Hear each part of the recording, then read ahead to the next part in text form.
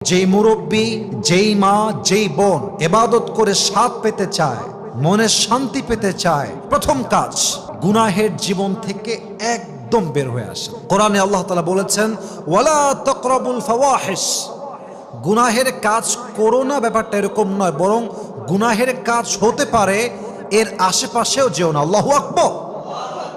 কথার ভাইব দেখেন, কথার ভলিউম দেখেন। গুনাহ করো না ব্যাপারটা এরকম নয়, বরং গুনাহ হয়ে যেতে পারে এমন অশ্লীল কাজের কাছেও যেও না, এই আদেশটা দিয়েছে একজন, তিনি কে?